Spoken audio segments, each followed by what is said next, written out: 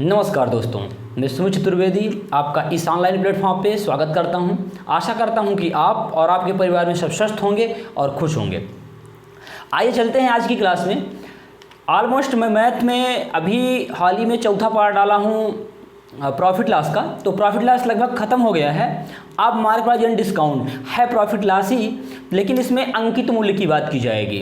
ठीक है, तो मार्क प्राइस एंड डिस्काउंट की बात करेंगे, लेकिन एक बात ध्यान रखना कि अगर जिसको अंकित मूल्य और बट्टा मतलब mark price and discount chapter पढ़ना है, उसके लिए आपका परसेंटेज जितनी वीडियो डली हैं पूरी देख लेना। प्रॉफिट लॉस अच्छा होना चाहिए, तब मार्क प्राइस एंड डिस्काउंट में आना। मैं ये मान के चलूँगा कि आप परसेंटेज देख चुके हो, प्रॉफिट लॉस आपको आता है, अंकित मूल्य बट्टे पे चलेंगे अपन। ठीक है, इतनी बातें हो गई। अब देखते हैं कि अंकित मूल्य और बट्टा जो होता है वो क्या होता है।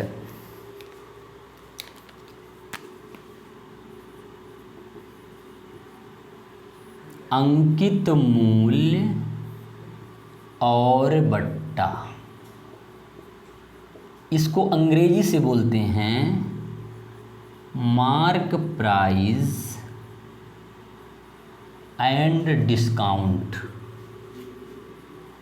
ये होता है अंकित मूल्य और बट्टा, ये चैप्टर का नाम है पूरा पूरा। अब इसको अपन समझते हैं कि अंकित मूल्य क्या होता है, बट्टा क्या होता है। पहली क्लास में इसको अच्छे से समझेंगे और कुछ बेसिक लेवल क्वेश्चन करेंगे, फिर ऐसे 5-6 चैप्टर 4-5 वीडियो डालेंगे तो ये भी खत्म हो जाएगा। ठीक है, अपन जीरो से लेकर के एडवांस तक चलेंगे। तो आज ये अंकित मूल्य और बट्टा मतलब मार्क प्राइस एंड डिस्काउंट की ये पहली क्लास है। तो आइए थोड़ा समझते हैं अंकित मूल्य और बट्टा क्या होता है। अंकित मूल्य की जहाँ तक बात की जाती है तो अंकित मूल्य एक कंसेप्ट अपने पास है। अंकित मूल्य, अंकित मूल्य क्या होता है? मान लीजिए कोई भी व्यापारी जब सामान को बेचता है तो बेचते समय एक आप सब लोग देखे होंगे उस पर चिट्ठी पर्ची चिपकाते हैं। कहाँ पे? जहाँ पे मूल्य लिखा होता है। तो मूल्य लिखा होता है तो वो जो मूल्य होता है उससे बढ़ा करके पर्ची चिपकाते हैं, तो उसको क्या बोला जाता है? अंकित मूल्य। वो क्या है अपना? Mark price.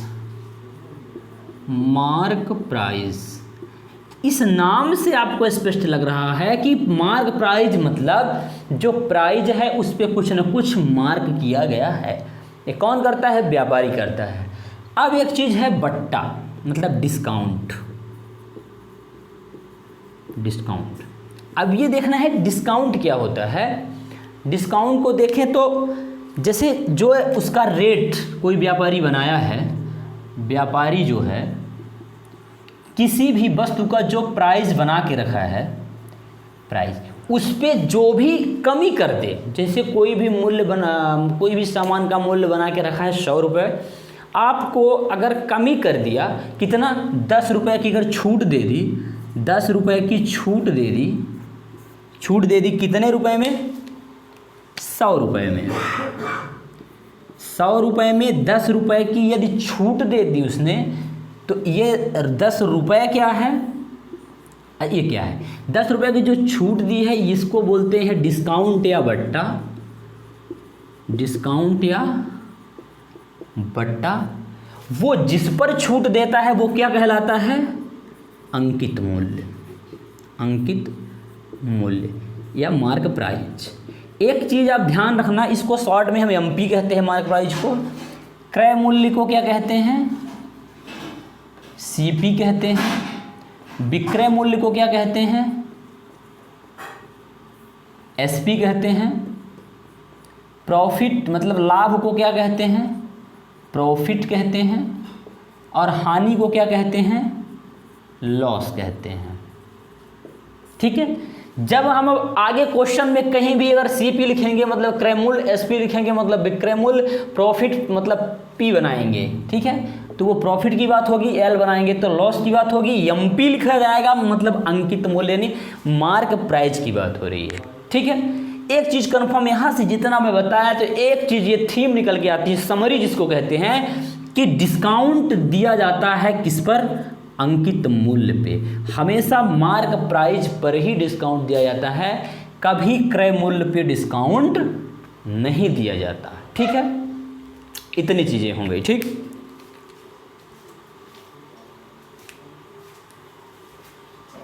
एक सेकंड। चलो, जब कभी भी बात होगी किसकी, अंकित मूल्य और बट्टे में केवल 3 कंसेप्ट होते हैं। क्या? एक सीपी होता है, दूसरा एमपी होता है और तीसरा एसपी होता है। सीपी मतलब कॉस्ट प्राइस, कॉस्ट प्राइस मतलब क्रय मूल्य, क्रय मूल्य। एमपी मतलब मार्क प्राइस यानी अंकित मूल्य, अंकित मूल्य। एसपी यानी सेलिंग प्राइस होती है, सेलिंग प्राइस यानी होता है विक्रय मूल्य, विक्रय मूल्य। ठीक है, ये इनका फुल फॉर्म होता है। अब आप इन चीज़ों को यदि समझ गए, मतलब आपका mark price and discount chapter आसान हो गया। कैसे? मान लो आप एक व्यापारी हो, ठीक? एक व्यापारी हो, कोई सामान कितने में खरीद के लाए? 100 रुपये में। 100 रुपये में आप खरीद के लाए कोई सामान, ठीक है? 100 रुपये में आप खरीद लिए। फिर अब इसको आपको बेचना है और इसमें लाभ होगा या हानि होगा। 2 ही चीज़ हो सकती है कि आपको लाभ हुआ या हानि हुई। ठीक है, ये किस पर हम डिसाइड करेंगे कि हमारा सीपी कितना है। अगर सीपी से कम में बेचा जाएगा तो हानि होगी, यदि सीपी से ज़्यादा में बेचा जाएगा तो लाभ होगा। ठीक, लेकिन इसके बीच में एक कंसेप्ट है अंकित मूल्य और बट्टा का।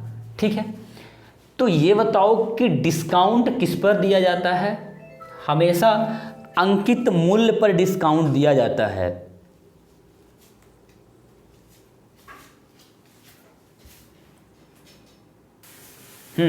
जैसे क्या है कि अब बात आती है अंकित मूल्य की। अंकित मूल्य पे हम बात कर रहे थे। क्या बात कर रहे थे कि जैसे हमको एक कंसेप्ट मिला किसका? अंकित मूल्य का। अंकित मूल्य का मतलब कि अगर कोई व्यक्ति या कोई व्यापारी किसी वस्तु को 100 रुपये में खरीद कर यदि 100 रुपये में बेचता है तो उसको नो प्रॉफिट नो लॉस होता है। लेकिन उसको अगर डिस्काउंट देना है तो वो कभी 100 रुपये पे डिस्काउंट नहीं देगा। वो किस पे देता है? Mark price. मार्क प्राइस क्या करता है? इससे बढ़ा देता है। तो मान लो 100 की चीज़ है, मान लो 150 रुपये, इसने क्या किया कि 50 रुपये बढ़ा के इस पर पर्ची चिपका दी, चिट चिपका दी। अब हमको तो ये पता नहीं कितने में खरीदा है। आप जिस व्यापारी थे ना, मान लो कोई चीज़ 100 रुपये में खरीदे और उसके ऊपर पर्ची चिपकाए कितने की? 150 रुपये की। किसी को ये पता ना चलेगा कि ये 100 रुपये की खरीदी है, सबको रेट क्या दिखेगा? 150 की। अब अगर इस पर आप डिस्काउंट देना चाहते हो तो डिस्काउंट हमेशा किस पे दोगे? मार्क प्राइस पे। तो मार्क प्राइस कितना है? 150। आपने 10% डिस्काउंट दे दिया। कितना? 10% डिस्काउंट दिया है तो कितना मतलब बचा? 90/100। 2 जीरो कटेगा इसमें, 15 नामा कितना होता है? 135। आप दूसरे को कितने में दे दिए? 135 रुपये में। 135 रुपये में दिए हो, किस पर? 150 पर डिस्काउंट कितने का? 10% का दिए हो। तो यदि आपसे क्वेश्चन में भी ये पूछा जाए, एक क्वेश्चन इसी में बनेगा, पहला क्वेश्चन कि लाभ कितने प्रतिशत का हुआ? कितने प्रतिशत का हुआ? एक क्वेश्चन बन सकता है। क्वेश्चन नंबर 2 बन सकता है, छूट कितने प्रतिशत की दी गई? छूट कितने प्रतिशत की दी गई? कितने प्रतिशत की दी गई? 2 क्वेश्चन बनेगा इसमें, क्योंकि अब बाकी सब इसमें लिख दिए हैं इसलिए, क्योंकि ना लिखते तो और सारे क्वेश्चन बनते इसमें। ठीक है, अब इधर देखिए, लाभ कितने प्रतिशत का हुआ है? 100 में खरीदा गया, 135 में बेचा गया, तो कितने का प्रॉफिट हुआ है? 35 का। किस पर लाभ और हानि का डिसाइड कहाँ पे होता है? सीपी से, तो नीचे सीपी आएगा इंटू 100। तो आपके पहले क्वेश्चन का आंसर होगा कि सीपी पे हुआ है, आपको प्रॉफिट परसेंट निकालना है। तो प्रॉफिट परसेंट 100 से, देखो 35 का लाभ हुआ है, 35 आप ऊपर रखोगे, किस पर? 100 से 35 मतलब इंटू 100 करोगे तो 100 से 100 कटेगा, कितना आएगा? 35%। क्या हुआ है? इसमें आपने 35% लाभ कमाया। अगर आपसे ये पूछा जाए कि छूट कितने प्रतिशत आपने दी है, ये क्वेश्चन नंबर आपका 2 था कि छूट कितने प्रतिशत दी गई है, छूट मानना है इसको। ये लिखा हुआ है जैसे छूट, ये है छूट, ठीक है। तो छूट कितने प्रतिशत की दी गई है ये कैसे पता चलेगा, ये कितना है 15, अंतर देखो रुपए में 15, तो 15 को ऊपर रखो अपन किस पर छूट दी गई है, मार्क प्राइस में, तो मार्क प्राइस को नीचे रखो, मतलब 150 इंटू 100, 0 से 0 कटा, 15 से 15 कटा, मतलब आपने 10% की छूट दी है। ये हुआ इसका आंसर, ठीक है। तो मतलब ये बेसिक स्ट्रक्चर है इसका। इसके आगे आप क्वेश्चन को समझना, क्योंकि हम छोटे छोटे क्वेश्चन लेकर के आपको समझाने का प्रयास करेंगे, ठीक है। तो आइए चलते हैं क्वेश्चन की ओर। देखिए